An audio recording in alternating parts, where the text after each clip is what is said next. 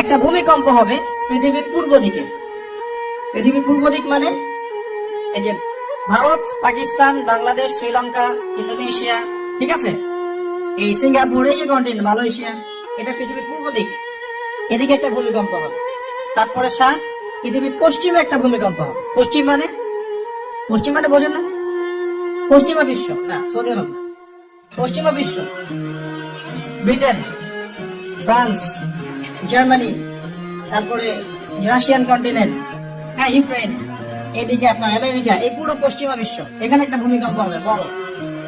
এবং এগুলি এমন হবে যেগুলোতে ভূমি মাটিতে ধসে যাবে, মাটিতে ডুবে যাবে।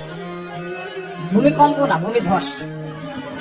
8 পৃথিবীর মাঝখানে মধ্যপ্রাচ্যে একটা ভূমিকম্প হবে, যেখানে আমাদের সকল্ড আমিরুল মুমিনিনরা থাকে, যারা আমেরিকা এবং ইসরায়েলের বন্ধু, এদের এখানে একটা ভূমিকম্প হবে ইনশাআল্লাহ।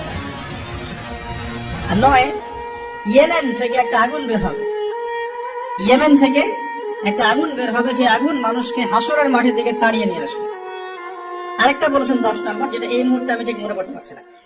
এই 10টা আলামতের কথা নবী সাল্লাল্লাহু আলাইহি ওয়াসাল্লাম বলেছেন, না হওয়া পর্যন্ত, এই 10টা আলামত না আসা পর্যন্ত কিয়ামত হবে না।